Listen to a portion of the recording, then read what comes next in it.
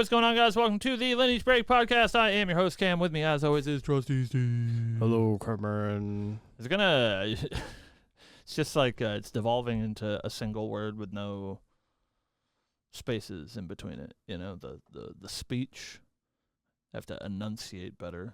Welcome to the Lineage Break Podcast. A Grand Archive TCG podcast. Thanks for being here. It's lovely to I'm lovely your to co-host, Trusty Steve. There it is. With me, as always, is our host, Cameron. Whoa. Hi, Cameron. We're doing crazy opposite day today. Oh, Hello. my God. Whoa. Hello. It's like a distorted reflection of our Oh, normal opening. God. Oh, so cheesy. That's what they come for. Happy Index Day, everybody. If you guys are watching live, Index just updated, so you can go check it out. We are very excited to see all the new cards. There's some new lore to talk about today. Busy day on the show. But most importantly, dude, next week, DTR. 7 days from today. Today's Revel Fest. That's also big and true. Woo, woo, woo. Woo, woo. Get your last minute VP, double VP.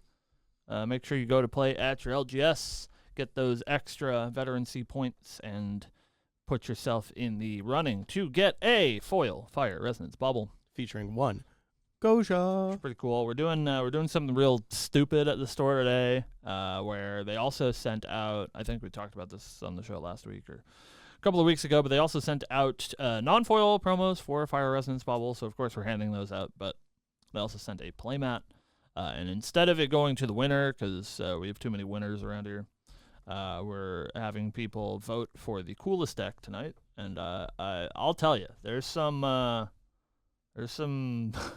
shit getting cooked out there. Today is the one day. Some spicy. I have no interest in winning this, Matt. Yeah. But I'm winning today. You're winning the tournament, because everyone's going to be playing a terrible Everyone's deck, playing yeah. piles. Yeah. And you know what's really good into piles? Yeah. My Water Domains Tony deck. Yeah. Decks that win and have win conditions. I gave a playset of what's the toe girl called? Sly Songstress. Yeah, I gave a personal playset of mine to one Andrew for some absolute pile that he's playing today. So yeah, I'm excited to see what people cook up today, as today is sort of the last day before people start brewing with DTR, as we'll get Index at some point today, and we'll have all that cool information. So next week we'll talk all about DTR and how that format's landing. Anecdotally, Steven, I know I've told you, but I can tell the people at home, no allocations here at Webway Games. We got everything we asked for, so hopefully you did as well out there in LGS land, and hopefully this one isn't as brutal as some have been in the past. Ironically, DTR a little bit of a smaller print run than HVN, but HVN was pretty hard to get on release. We got allocated on HVN. So I don't know. It's been okay. We got everything we needed, so we should be okay for launch. I know it's a pretty exciting set, and I would be stunned if we didn't have a bunch of people come in next Friday looking for product that aren't on my pre-order list, as people are excited. So, and we should have enough to hopefully survive the weekend, and we'll see past that. But in other news. I will announce it here. I am the proud owner of a CL Level 3 CSR. Woo! Thank you, based human on the internet. Yeah. And if you open a CL 1 or 2 this week, reach out. Please contact one Steven at Steven on Steven. Yeah, or one at Lineage Break Bank. That's true. Yeah, you can contact that guy as well. So I'm a little parched, Steven. Yeah. Tell me about your day. My day is going all right. I woke up. I did some errands for our academy program. True. Which is coming up next week as well. True. We are starting that. So we printed some very cute things for it. Yeah, we're very excited. We're gonna for any, you guys don't play here, but anybody that is in the Massachusetts area or is familiar with the Academy program, the way that they have us do it is 3 weeks consecutively of like demos for new players, and the new players get some packs and showered with nice things if they take a demo and sign up for an account. And then the last week is going to be a starter deck event, and they recommend that we have people pay for it, but I got to go ahead to make it free for anyone who takes the demo, because I think that's better for engagement. Like, I don't know. Like, I feel like if I was not me, right, and I'm like coming to a store to take a demo of this anime titty game I've never played, and I like have a medium time. Obviously, if it was me, I would have a great time. I love Grand Archive, right? But let's say that I have a medium time. I'm like, oh, yeah, that game was fine. I don't know if I like it. I don't know if I don't like it. And then the demoer was like, but you can come back in 2 weeks and pay us $15 and play in a starter deck event. I'd be like, no, I'm good, I think. Thank you. But if said demoer says, here's your free starter deck entry. If you come back in 2 weeks, you get a free starter deck and you get to play in a tournament for prizes. I'd probably show up. Yeah. So that's my thinking. So, so hope it means we have a good turnout. So we made really cute tickets. It's very cute. Yeah. I think they turned out good. I haven't seen them in person, but I did see the image. And it's really cute. Yeah. I did my best. Are you guys baiting me? It is up. They're not baiting me. Oh no. And also, Index has been updated. I said this before the show. I don't know that you guys want us to sit here and look at our phones and go, "Oh my God, look at! Oh wow!" So it'll be hard for us to parse Index. So we'll leave that to you guys to parse Index for us, because I can't read things while I'm doing the show. But please let me know in chat how many chessman cards are in the set that we didn't see, and tell me that it's more than 0, especially in regards to chessman attack commands. All right. So, chat. Steven, we got a lot to talk about today. We do have a lot to talk Index is out. The lore article is out. We're going to spend some time, and by some time, I mean most of the time, talking about said lore article, because that's what we like here at Lineage Break. Also, yesterday, the Creator Guild info came out. I'm sure you guys have seen that. Maybe you guys see me having little baby meltdowns on Twitter. It is worth us addressing said paladin in the room. And I think I said this before we started the show, but I've done some mirror rehearsing about how I want to address the creator program today. It's been a tough day. So creator program's out. The rewards for said creator program are insane, like factually crazy. I think it's like 2 cases of the current set, 10 of the current supporter pack. Obviously, you get the promo. You get a playmat the first time that you are entered into the creator program, and then you get a backpack that we've not seen. We love bags and stuff. All of the requirements are up in that article, so you guys can check it out. It's on the website at gatcg.com. I think they've tweeted it all over the place. I think I retweeted it. I don't know. You guys should be able to find it. And you can apply for the creator program.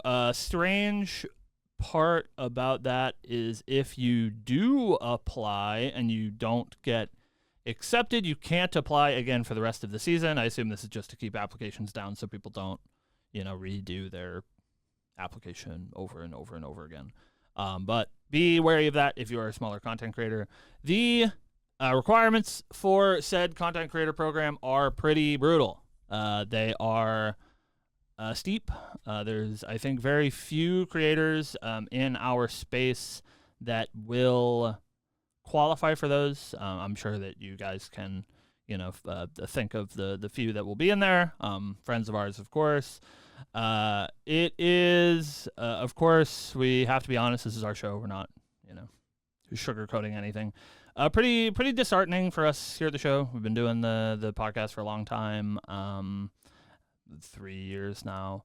And I know that we're not owed anything, and I want it to be very clear that I'm not ungrateful. It means the world to me that you guys watch the show, and anyone that likes the show. It's amazing to hear that anybody likes our silly show, and so I didn't really like expect us to be put into the content creator program, like somebody in chat says. I hope we get grandfathered in or whatever. I don't want it to be about like nepotism or whatever. They take that very seriously, and it is important to have requirements. I think requirements are good because if we get let in past said requirements and somebody else doesn't, then, that's the dev team playing favorites, whatever. The only thing that is pretty disheartening for us, and, for the way that I try to schedule our content here, is I've been on YouTube for a while. I have played the make my videos clickable, put surprised faces in the thumbnails, play to the algorithm YouTube game. I've been there. This is not the first channel that I've done. But that is a very easy way for me personally to get pretty burnt out and lose the passion for creating something that I want to create and talking about something that I want to talk about. And so I'm very proud of Lineage Break, and the stuff that we do here on the show is what we want to do, and it's what we want to talk about.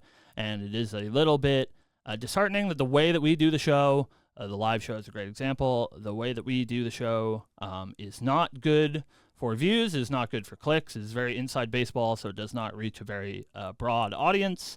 And that is why we are the size that we are. That is not to say that that's not something that we could fix. It is just whether or not we want to change the way that LB is as you know it in order to be accepted into this creator program. But not being accepted into said creator program fucking sucks. So that's how we feel about it. I'm, of course, very happy for all of the people that I'm sure will get in. They're all great friends of ours and great creators. I don't think that anyone is undeserving of a slot if they get it. I never want it to be about that. That is not how we feel about it at all. I do think Main Deck Dan, a good friend of ours, did make a pretty lengthy post yesterday on Twitter about that sort of playing of the YouTube game. And I think that's sort of exactly what I'm talking about. But if that is something that you're looking to do, I think he really succinctly put that together, that there is a way that you are supposed to make content for a place like YouTube that will get you more views and will reach a broader audience. And that's obviously awesome. If that's what you want to do. It's just never been my sort of thing. You won't see me going, whoa, this card is crazy. It's not the type of titles that usually I make when I go on YouTube. So, Steven, any thoughts? That's my. I think you've pretty much covered my feelings on the topic. I don't want to dwell on it for too long. We're all about that positivity, and I think it is a positive thing. At the end of the day, of course, us aside, right? It is a positive thing, and the support that they're providing to the content creators is terrific. It's huge, in fact. Like, of course, we're like very enfranchised players, and so we buy product anyways. Getting said product for free would be nice, but I think it is more so for people that maybe don't buy product, that find it hard to make content or can't afford to buy product or whatever, that are creators in the space or want to be creators in the space. I think it's really cool that they are making it. Like, once you're in this program, you should have no excuses to make content to not make content for Grand Archives. So I think that's really cool. We're, personally a little bit biased, I think, in the requirements department, but again, as Steve said, we're not gonna try to dwell on that. We're all full of positivity today. The negativity was a drown out of the 7 hours of sleep yesterday. So all right, now let's move on to something that we all are here for. Happy thoughts, good vibes. We're here to talk to you about some lore. And while Steve pulls that up to do some reading, I want to say that this week I put out a cute little lore video on the YouTube Shorts that I'm quite proud of, and something that I want to continue doing. Hopefully a couple of times a week. I do have the next one scripted. I just haven't had the time to shoot it yet. So check that out if you guys care about lore. I think it turned out really good. But sort of similar we've gotten. I think it's been quite a while, to be fair. Did we get a lore blurb about Sanguo? Did we get a page for Sanguo? I don't remember. I think we did. We did. I think we did. Yeah. So every new block that comes out, every new world that we go to, we get this sort of rundown on sort of locations and factions and stuff. So this isn't a proper lore article that is storyboarded. It is just information about Underland that we want to talk about, especially now that, of course, Index is out. I'm sure you guys are scrolling as we speak. We have all of the context that we're going to have, basically, for Underland, aside from additional lore articles. So I think it's be cool to take a look. All right, Steven! Woo, woo, woo! All right. You can read along, of course, on gatcg.com. It is the top article called Distorted Reflections, Underland. Enter the chaos and beauty of Underland. Two worlds coexisting in parallel. When life is created in one, it echoes in the other. When life is lost, so too is its reflection. These mirrored ripple branch into paths of diverging fate. But when outsiders begin to cross the veil, two worlds bend, pulled together by creation of the looking glass. But what what happens when your reflection smiles back? Like goldfish. Like goldfish. So that's an interesting. So when new life is created in one side of the reflection, a mirror copy gets created in the other. It's gonna be so hard. Shout out to Belle. We love you to death. It's gonna be so hard to not think about everything in the context of Kingdom Hearts. Correct. But when one is created, an equal copy is created on the other side. Yeah, so when you become Heartless, you get a nobody. Yeah, of course. Yeah, I mean, we've seen this in a lot of art as well. People have these sort of mirror images. A lot of is this character the real character, et cetera, et cetera. Right. And I think that'll be a prevailing theme. Lucenia, tri-castles. 3 spires stand proud and are said to be visible from every corner of Lucenia. The Black Tower, a symbol of power, is seated by a queen who can wield absolute strength, a symbol of both protection for her people and of the might of the queendom. At its core lies the ley line of fire, just like its queen, flowing with overwhelming force and beautifully kindled in its pride. The White Tower, a symbol of order and law, is seated by the fairest in the land. The logic to tame the wild power of the Black Tower. The ley line of water sits at its core, quiet but ready to temper the flames of the Black Tower when needed. Lastly, the Golden Tower, which long remained vacant, as its seat was for the people to choose a queen in the times of crisis. A tower that, when emptied, signified peace, and desires. The tower is said to harbor the ley line of its own, but none but the Golden Queen knows what the ley lines hold. What the? I guess that's referring to exalted. I guess, yeah. Interesting that it's supposed to remain empty. It's empty. Interesting. Yeah, tower when emptied signified peace, and when filled represented its citizens and their desires.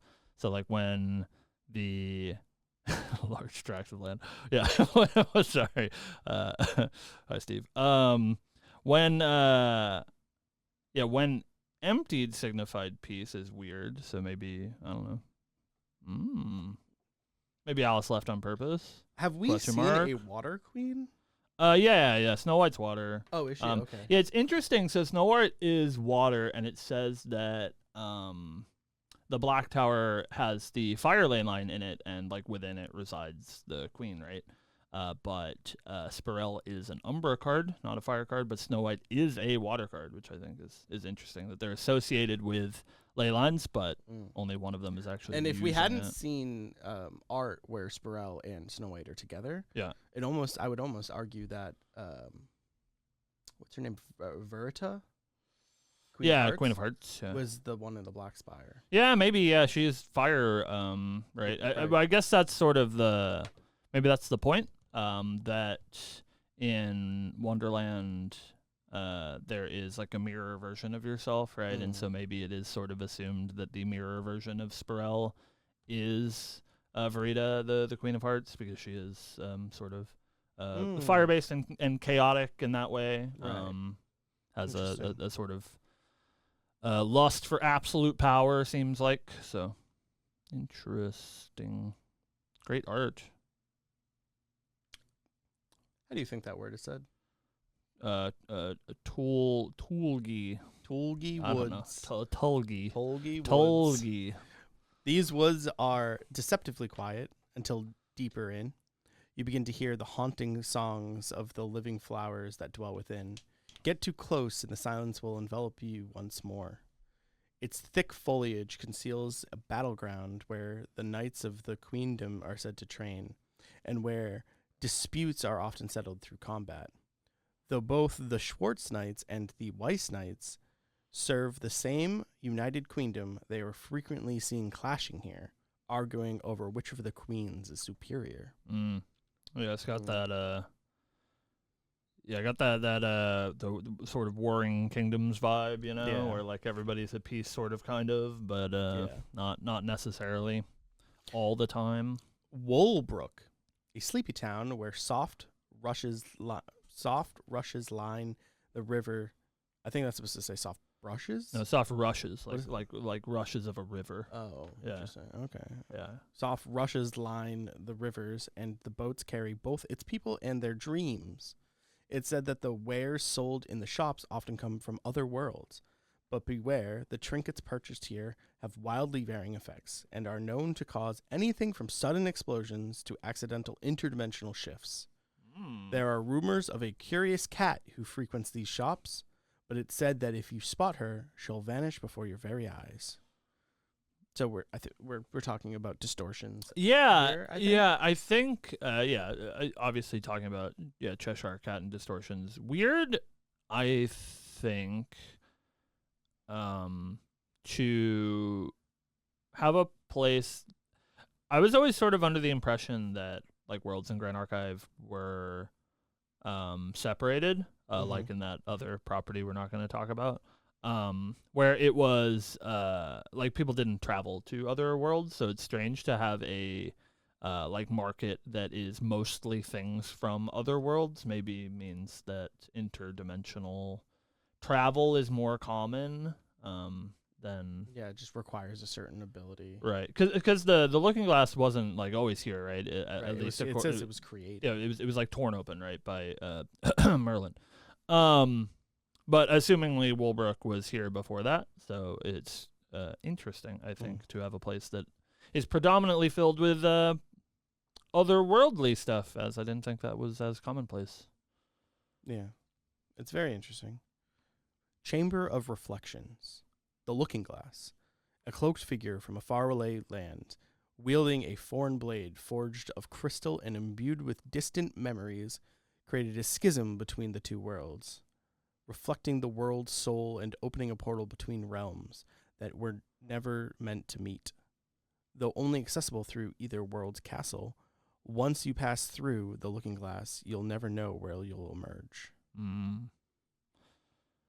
Yeah, we knew most of that already. Important, though, that the portal is only accessible through the castle, so not like a necessarily public place, but somewhere that only the ruling party can access. Right. Wonderland. Chateau de Cours. Beyond the rose maze lies the throne of the Queen of Hearts. Her mandates are often riddles, and her laws seem as frivolous as her whims. Beheadings are said to be a regular occurrence. Within her palace sits the court, where the King of Hearts presides as judge. Though his demeanor is gentle, his jurors frequently squabble, and his opinions easily swayed. The suited are always at the ready to detain any who cause unrest. In a land as unpredictable as this, miscreants must be kept at bay. She can behead me, dude. That's all I got. Meyer Lune. I'm assuming that is how you say that word. Close enough. The bustling capital of Wonderland, Meyer Lune's winding cobblestone streets overflow with lively markets, curious wares, and all manner of creatures.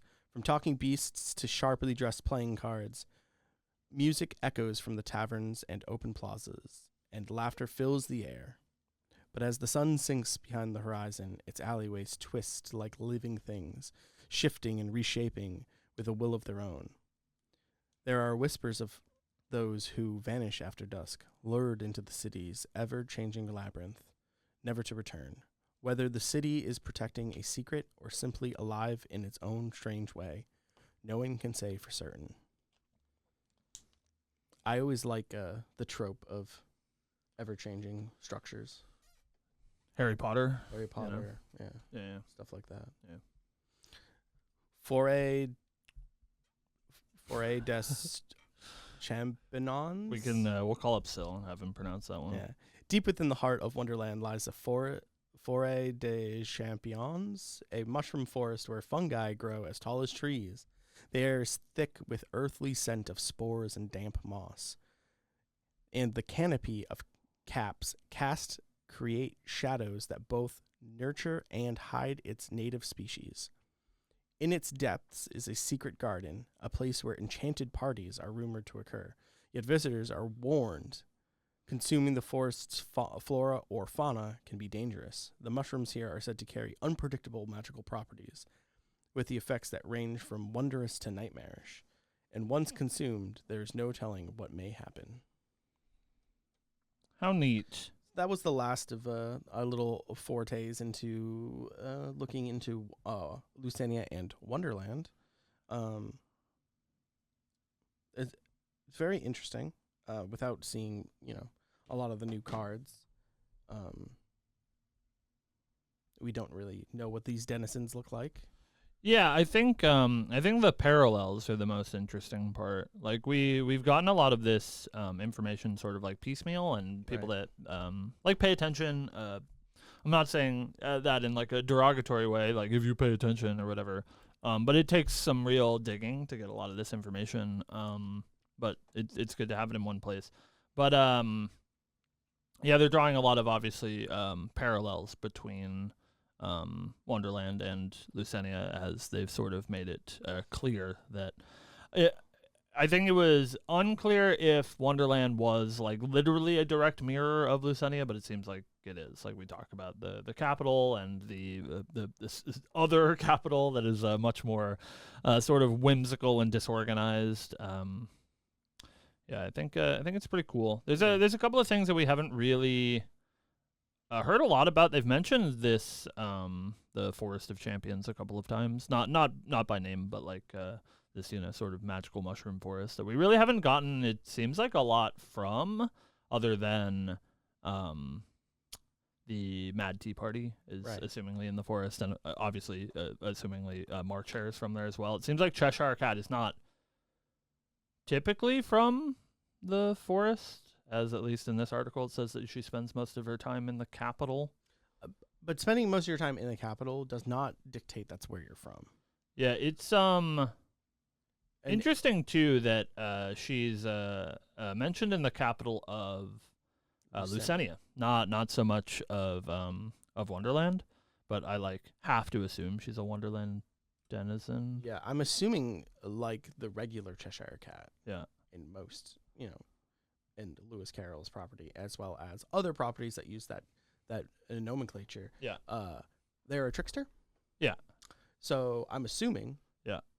She leaves Wonderland with distortion trinkets and brings them to the marketplace. Yeah. To trick people into buying them and to exploding or being forced to shift interdimensionally. Yeah, I wonder what this sort of place looked like before the Looking Glass, right? Is like it seems like all of these, I guess Lucenia specifically, all of these places like feasibly could have existed. But yeah, this description of, like you said, wherever Cheshire Cat is selling her wares, seems like something that wouldn't necessarily be there without that ability to traverse into Wonderland. And also the fact that the portal, like the Looking Glass, is found in the castle means that if you're going back and forth, right, you have to traverse through the castle, which I assume is hard. You can't just like walk into the castle and be like, hey, I'm just going back. I'm just on my way. I'll see you later. But with a being that can disappear at will, like it right, says in the article, yeah. So I'm assuming she can a little bit sneakier, slip in and out easily.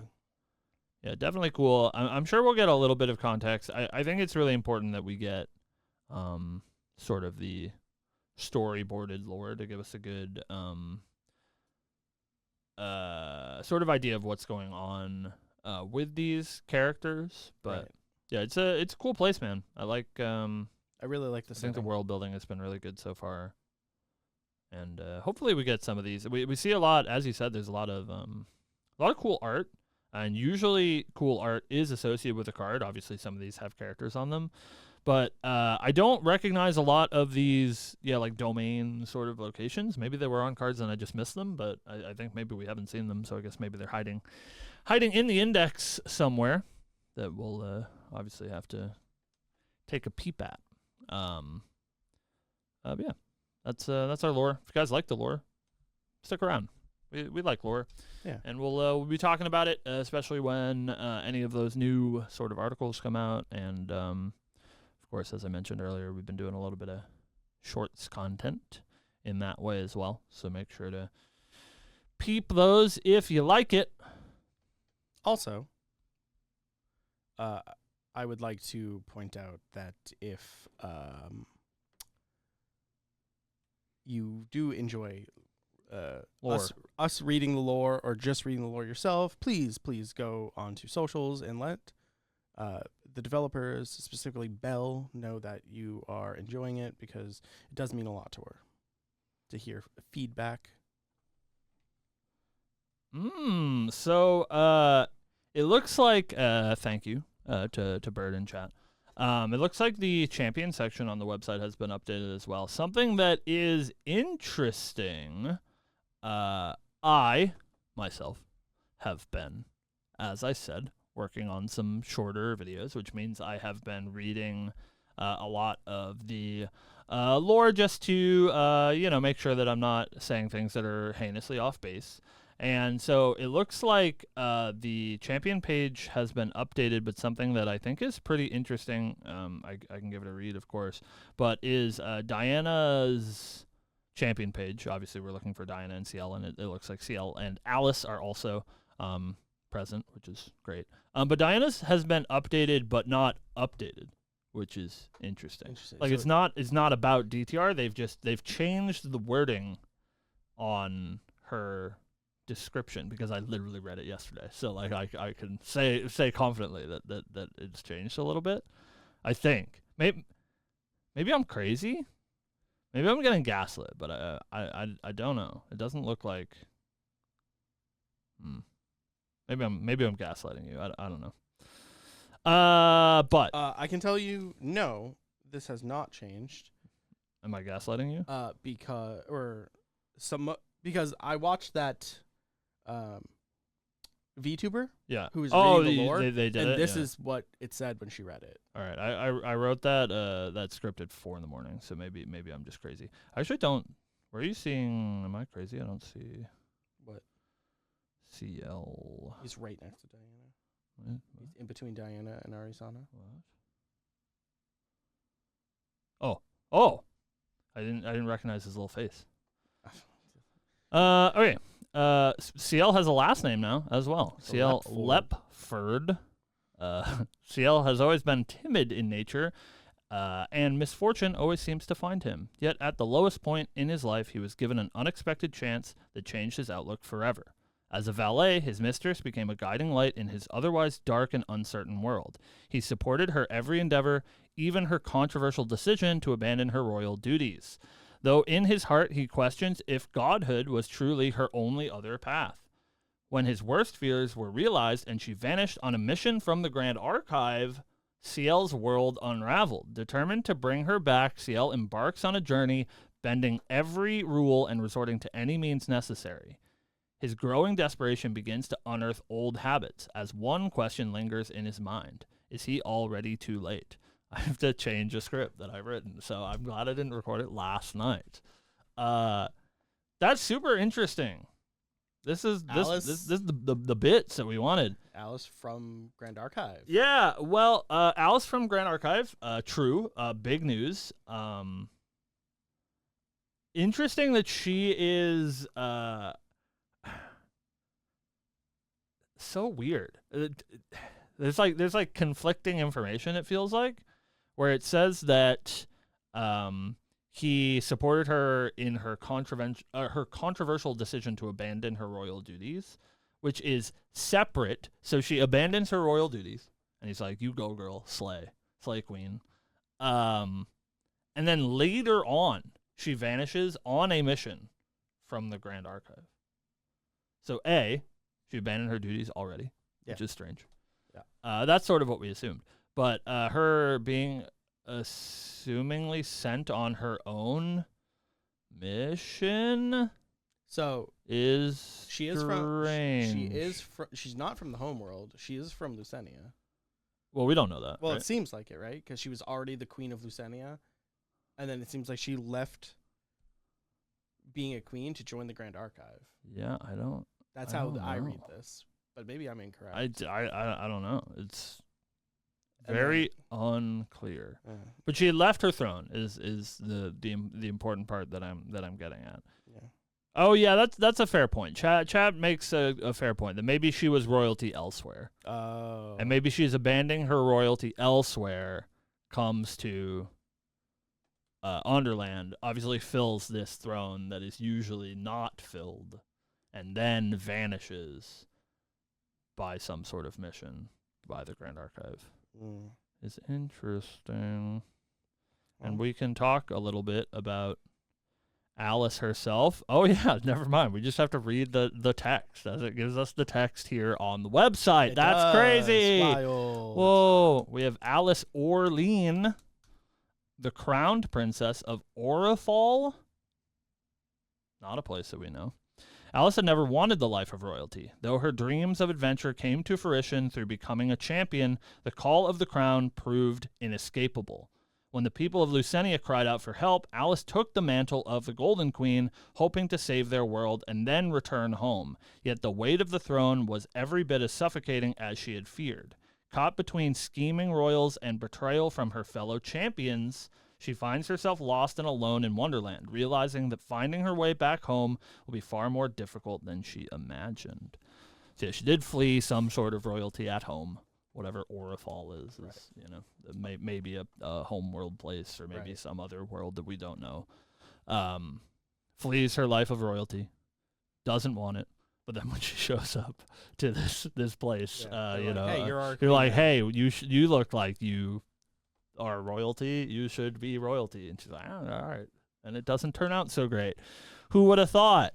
Something that I'm interested in here is betrayal from her fellow champions. Yeah, caught between scheming royals and betrayal from her fellow champions. I assume, obviously not getting betrayed by Ciel. That dude is, lapdog status for sure. As am I. Diana. Maybe Diana being Diana has a bit of a troubled past, so maybe she reverts to her own her old ways. Merlin, also a fellow champion, true W, Domingo Smart. Merlin not Grand Archive champion though. True. So but maybe she fellow champion. Well, yeah. Maybe. Do you know where Merlin is from? No. Yeah, and she's probably pretty good at lying to people. I would assume. Their like, hey, memory manipulation. Yeah, hey, we've known Lorraine. each other a long time. Oh, true. Yeah. True. Interesting. Did anyone else get anything? I don't assume so. Yeah, it looks like Diana hasn't changed. I'm just stupid, so it's good. I don't have to change the Diana script. I only have to change the CL script a little bit. You know. I wish this worked better on mobile. Yeah, very interesting. That's the stuff we want, man. But yeah, it looks like Alice and CL probably not from Lucenia, which is interesting, as it seems like they are Grand Archive champions of some sort. Or I guess CL's also on a mission from the Grand Archive, right? That's what we got in the product sheet blurb, is that the champions were sent to find Alice. So Alice goes on some mission from the Grand Archive. Yeah. Assumingly CL is nearby. I don't know how they got separated. That part is strange. But Alice gets sent on some mission from the Grand Archive. Goes mysteriously missing.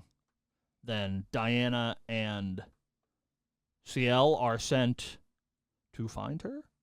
Or is it Alice and CL are sent on some mission from the Grand Archive? Alice vanishes. And then Diana is sent as backup to find Alice. But CL's already there because, lapdog and all that. I would assume it is the latter. I would assume that Diana is sent to support CL to find Alice. Yeah. And she's and then I assume that Alice disappears because she sees Merlin messing with the looking glass. Yeah, who knows? And then follows her through the looking glass. Yeah. Yeah, true, maybe, true, W, true. She's cute, man. That's what I've gotten out of this whole exchange.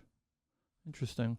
We'll do some digging. It takes some time, chat. Make sure that you sort of stew on the lore, because usually all of my best ideas come to me several hours after I read the content. Correct. And then at 4 a.m, I send Belle a message or whatever that wakes up out of a cold sweat. Sounds like I'm a fucking psychopath. But yeah, very interesting stuff. I can't wait to see more when lore soon, hopefully. And maybe we have lots of flavor text to read later today. We're not going to do that on the show. Obviously, we'll do that in our own personal time. But lots of new cards to check out and lots of flavor text to read. So that's cool. Well, I don't know, man. That's our lore. Yeah. I don't really have much else. Well, we of course have an index to look at, and we're very excited to look at index.